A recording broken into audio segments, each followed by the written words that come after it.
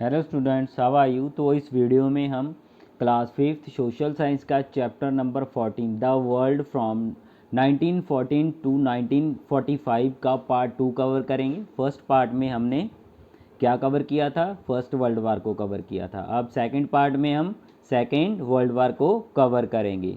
So now let us start this video. हाँ जी, तो chapter 14 the world from 1914 to 1945। हाँ जी, कहता है कि द सेकेंड वर्ल्ड वार। तो सेकेंड वर्ल्ड वार के बारे में जानेंगे इसमें। फर्स्ट हमने ऑलरेडी रीड कर लिया है, तो अगर आपने उसकी वीडियो नहीं देखी तो डिस्क्रिप्शन बॉक्स में उसका लिंक मिल जाएगा आपको, वहाँ से आप देख सकते हो। तो ये पार्ट 2 है हमारा, तो इसमें हम सेकेंड वर्ल्ड वार को कवर करेंगे। कहता है कि the second world war was many time more destructive than the first। तो डिस्ट्रक्टिव होता है विनाशकारी। कहता है कि दूसरा विश्व युद्ध पहले विश्व युद्ध की तुलना में कई गुना अधिक विनाशकारी था। तो दूसरा विश्व युद्ध पहले की तुलना में कई गुना अधिक क्या था? विनाशकारी था। It started on 1st September 1939 and lasted 6 years। तो कहता है कि यह 1 सितंबर 1939 को शुरू हुआ था और 6 साल तक चलता रहा। लगातार 6 साल तक यह युद्ध चलता रहा था। Like the first world war this was also fought between two blocks, the allied power and the axis power. तो कहता है कि पहले विश्व युद्ध की तरह ही ये जो दो ब्लॉकों के बीच में युद्ध लड़ा गया। तो कौन कौन से ब्लॉक थे? पहले विश्व युद्ध की तरह यह भी दो ब्लॉकों में, ठीक है, दो हिस्सों में। तो एक अलाइड पावर तो दूसरी एक्सिस पावर थी, इनके बीच में लड़ा गया था। Almost 70 millions people loss their life. तो इससे आप अंदाज़ा लगा सकते हो कि कहता है कि लगभग 70 मिलियन जो लोग थे ना, वो मारे गए थे, ठीक है, इस युद्ध में। तो अपनी जीवन खो दिया था उन्होंने इस युद्ध में। तो आप जान सकते हो कि कितना विनाशकारी था ये युद्ध। हाँ जी, आगे आ गया व्हाट कॉज द वार। तो किस वजह से ये युद्ध हुआ था, इसके क्या क्या कारण थे, अब इन्हीं सभी के बारे में हम जानेंगे। तो कहता है कि you have read that Germany was made to pay a very heavy price for its role in the first world war। कहता है कि आपने पढ़ा है कि पहले विश्व युद्ध में अपनी भूमिका के लिए जर्मनी को बहुत भारी कीमत चुकानी पड़ी थी। क्या कीमत चुकानी पड़ी थी? जर्मनी के कुछ हिस्से को अलाइंड पावर ने अपने कब्जे में ले लिया था, उसके ऊपर बहुत सारा फाइन लगा दिया गया था। वह मिलिट्री अपनी पावर होती है, हर देश की मिलिट्री पावर होती है, उसको वो बढ़ा नहीं सकती थी। तो इस तरह के बहुत सारी पाबंदियां लगा दी गई थी जर्मनी के ऊपर। This almost ruined the German economy. तो रुइंड होता है उजाड़ना, बर्बाद करना। तो रुइंड का मतलब होता है उजाड़ना या बर्बाद करना। हाँ जी, तो कहता है कि इसने जर्मन अर्थव्यवस्था को लगभग बर्बाद कर दिया। जो जर्मन की अर्थव्यवस्था थी उसको इसने बर्बाद कर दिया। हाँ जी, तो ये आपकी बुक पे पिक्चर बनी हुई है। अलाइंड पावर में कौन कौन से देश आ जाते थे उनको देख ले। ब्रिटेन आ जाता था अलाइंड पावर में, फ्रांस आ जाता, सोवियत यूनियन आ जाता था, और उसके बाद यूएसए। ये कौन कौन से हिस्से में थे? अलाइंड पावर में थे। तो एक्सिस पावर में हमारा जर्मनी, इटली और जापान आ जाता था। तो पहले विश्व युद्ध में भी संसार दो गुटों में बटा था, अब भी वही काम हो रहा है, दो गुटों में फिर से संसार बट गया है, अलाइंड पावर और एक्सिस पावर। अलाइंड पावर में कौन कौन से है? Britain, France, Soviet union and Russia. Axis power में जर्मनी, इटली एंड जापान। हाँ जी, कहता कि the Germans were very angry. तो जर्मन बहुत गुस्से में थे, मीन्स कि वहाँ के लोग बहुत गुस्से में थे। एक तो वह हार गए थे, दूसरा उसको अपने कुछ देश जो थे, देश का हिस्सा था, वो उनके हाथ से चला गया था, उन पे अलाइंड पावर ने कब्जा कर लिया था, ठीक है। तो इसलिए वह बहुत गुस्से में थे। They began to support Adolf Adolf Hitler. तो अडॉल्फ हिटलर हम सभी उसके बारे में जानते हैं, एक तानाशाह था। The leader of Nazi party, तो नाजी पार्टी का वो लीडर था। वह नाजी पार्टी के नेता एडॉल्फ हिटलर का समर्थन करने लगे। तो एडॉल्फ हिटलर एक तानाशाह शासक था। तानाशाह शासक होता है कि अपनी मर्जी से सरकार चलाने वाला, ठीक है। एक डेमोक्रेटिक होती है, तो दूसरी होती है ऑटोक्रेसी। तो एक तो डेमोक्रेटिक गवर्नमेंट होती है जो उसमें लोगों के द्वारा सरकार चुनी जाती है। ऑटोक्रेसी में एक ही व्यक्ति के हाथ में सारी पावर होती है, ठीक है।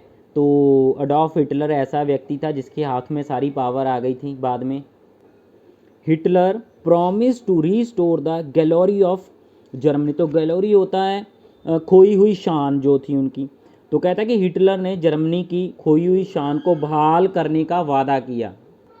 हिटलर ने जर्मनी की खोई हुई शान को बहाल करने का वादा किया कि मैं आपको फिर से वह दिलाऊंगा। हाँ जी, ही बिगेन टू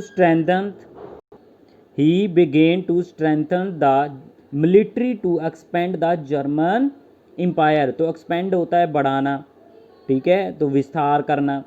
तो कहता है कि उसने जर्मन साम्राज्य के विस्तार के लिए सेना को मजबूत करना शुरू कर दिया था, ठीक है। मिलिट्री पावर जो थी उसको स्ट्रेंथन करना, मजबूत करना शुरू कर दिया था।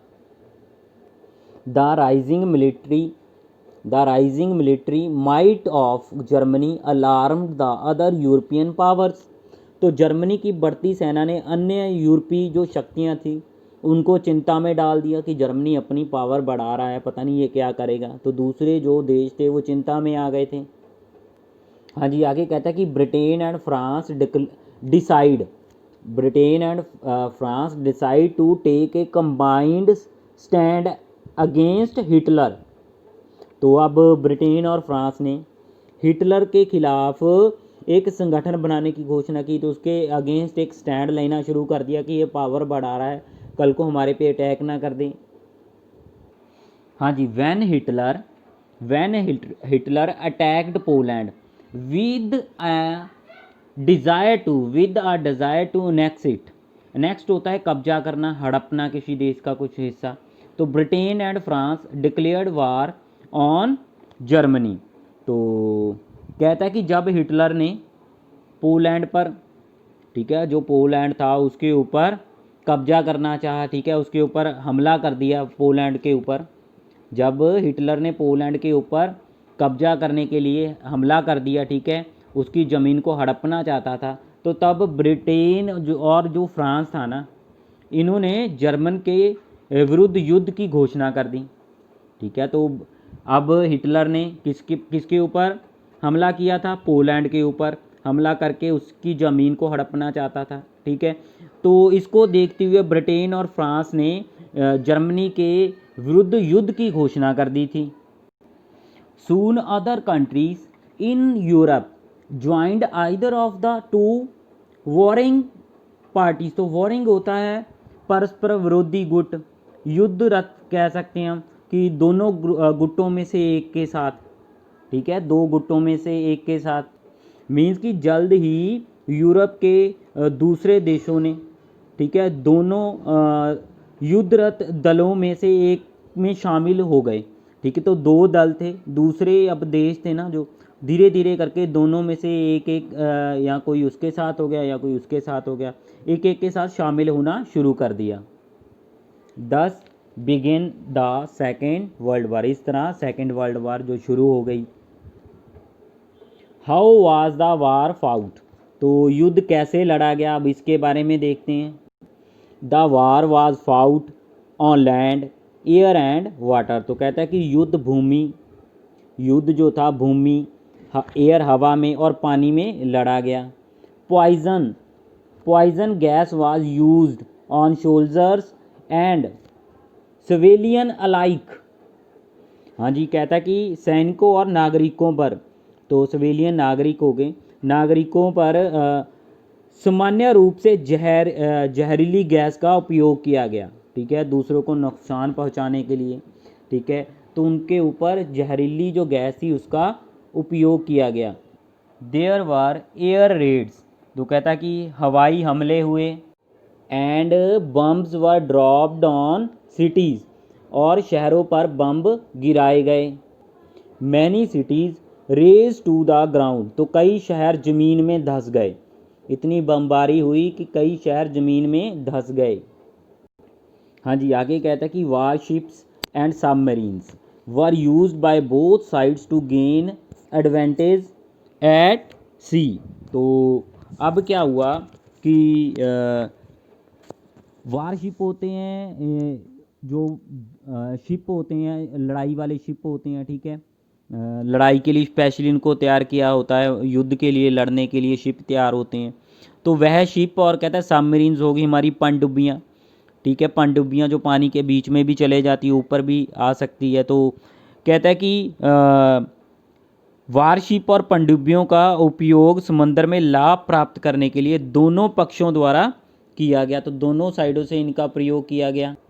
Hitler held the Jews responsible for Germany's misfortunes होती है दुर्भाग्य।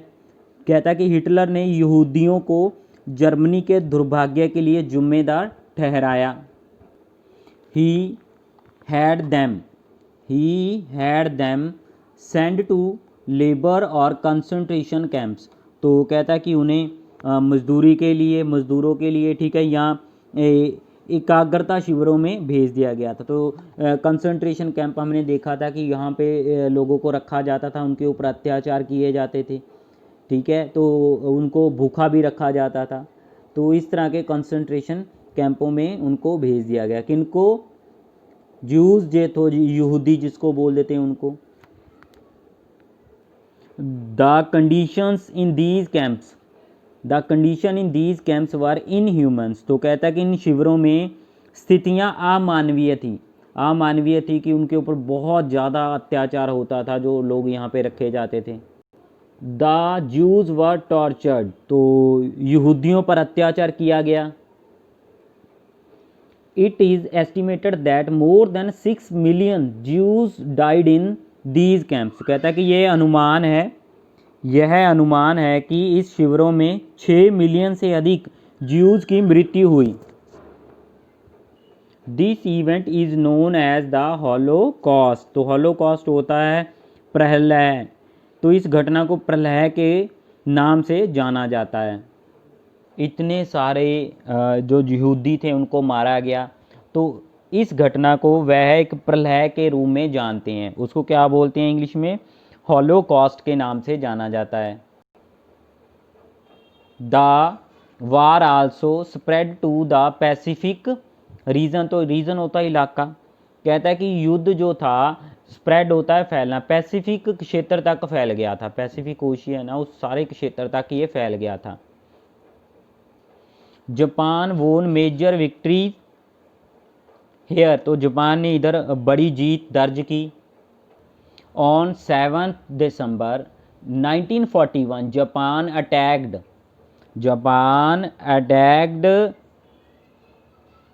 पर्ल हार्बर, तो Pearl Harbor America's naval based in Hawaii, तो कहता कि 7 दिसंबर 1941 को जापान ने, ठीक है, जापान ने हवाई में स्थित, जो हवाई एक जगह का नाम है, वहाँ पे स्थित जो पर्ल हार्बर जो था एक बंदरगाह थी, ठीक है, एक नौसैनिक बंदरगाह थी, अमेरिकाज नेवल बेस था, ठीक है, तो वहाँ पे हमला कर दिया। तो अब क्या हुआ था, 7 दिसंबर 1941 को जापान ने हवाई में स्थित जो अमेरिका के नौसैनिक पर्ल हार्बर पर हमला कर दिया। This led USA to join the war on the side of the allied power, तो कहता है कि इसके कारण संयुक्त राज्य अमेरिका अलाइंड पावर की तरफ से युद्ध में शामिल हो गया। When did the war and, युद्ध कब समाप्त हुआ? हाँ जी, कहता है कि Germany had the upper hand in the war till mid 1942, तो 1942 मीन्स कि 1942 के मध्य तक जो जर्मनी विजय रहा, ठीक है, जर्मनी का ऊपरी हाथ रहा, मीन्स कि जर्मन के पक्ष में था सारा युद्ध। आफ्टर दिस, कहता है कि इसके बाद, after this the allied power recovered and dealt a crushing defeat to Germany and Japan. तो कहता है कि इसके बाद जो अलाइंड पावर थी वो ठीक हो गई और जर्मनी और जापान को करारी हार दी उसने। ठीक है, तो दोनों को करारी हार दी, मीन्स कि जर्मनी और जापान को इन्होंने करारी हार दी। ठीक है, बुरी तरह ये हारने लग गए थे अब। हाँ जी, आगे कहता है कि बाय द बिगेनिंग ऑफ 1945, तो 1945 की शुरुआत तक Hitler knew that he could not win, तो हिटलर को मालूम हो गया था कि वह जीत नहीं सकता, तो उसको पता चल गया था कि वह जीत नहीं सकता। ही कमिटेड सुसाइड इन अप्रैल, तो उसने अप्रैल में आत्महत्या कर ली। किसने? हिटलर ने। उसको पता चल गया था अब मैं युद्ध नहीं जीत सकता। ऑन 7 मई 1945, तो 7 मई 1945 को जर्मनी सरेंडर्ड, तो जर्मनी जो था उसने आत्म समर्पण कर दिया, हथियार डाल दिए। जापान, हाँ जी, कहता है कि जापान ने हालांकि प्रशांत महासागर में लड़ाई जारी रखी। हाँ जी, आगे कहता है कि in August the USA dropped atom bombs on two Japanese cities Hiroshima and Nagasaki, तो अगस्त में अब क्या हुआ, अगस्त में यूएसए ने 2 बम भी गिराए जापान की हिरोशिमा और नागासाकी जो सिटियाँ थी, तो इन सिटियों के ऊपर उन्होंने 2 बम, हाँ जी, हिरोशिमा और नागासाकी के ऊपर बम जो गिराए गए थे ना, इसका मेन पर्पज़ ये था कि जो बम है उनकी पूरी ताकत को देखा जाए कितने विनाशकारी है, क्योंकि ये जो शहर थे जो बचे हुए थे, ये इनके ऊपर जो वार था उसका ज़्यादा असर नहीं था, बचे हुए थे, तो इसीलिए इनके ऊपर गिराए गए ताकि इससे अंदाज़ा हो सके कि जो बम है कितना पावरफुल थे। ठीक है, तो कहता है कि this force Japan to surrender bringing the war to an end. हाँ जी, तो कहता है कि यह युद्ध को समाप्त करने के लिए और जापान को आत्मसमर्पण करने के लिए मजबूर करता है। तो बम गिराने से ही जापान ने आत्मसमर्पण किया था। ठीक है, वह मजबूर हो गया था आत्मसमर्पण करने के लिए। हाँ जी, आगे क्या कहता है कि efforts to set up a peace organisation had begun during the war itself, कहता है कि युद्ध के दौरान ही शांति संगठन स्थापित करने के प्रयास शुरू हो गए थे कि किस तरह अब शांति बनाए रखनी है। On 24 October 1945 the United Nations was formed, तो कहता है कि 24 अक्टूबर 1945 को क्या हुआ था, 24 अक्टूबर 1945 को यूनाइटेड नेशन का गठन किया गया। ठीक है, ये एक इंटरनेशनल संस्था है जो क्या करती है कि जो विश्व में कंट्रियों के बीच में कोई झगड़ा होता है तो उसको निपटा देती है ताकि बात आगे युद्ध तक ना पहुंच पाए।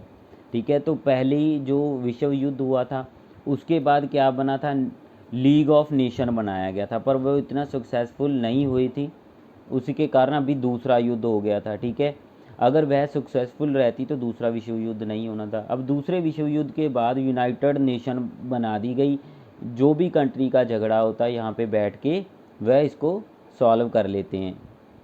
हाँ जी, तो याद रखना फर्स्ट वर्ल्ड वार के बाद लीग ऑफ नेशन बनाई गई थी। ठीक है, वह सक्सेसफुल नहीं हुई थी। अब सेकेंड वर्ल्ड वार के बाद फिर से एक इंटरनेशनल ऑर्गेनाइजेशन बनाएगी, तो वह भी इंटरनेशनल ऑर्गेनाइजेशन थी, तो यह भी इंटरनेशनल थी। तो इनका मेन पर्पज़ क्या था कि विश्व में शांति बनाए रखना ताकि कोई आगे विश्व युद्ध ना हो।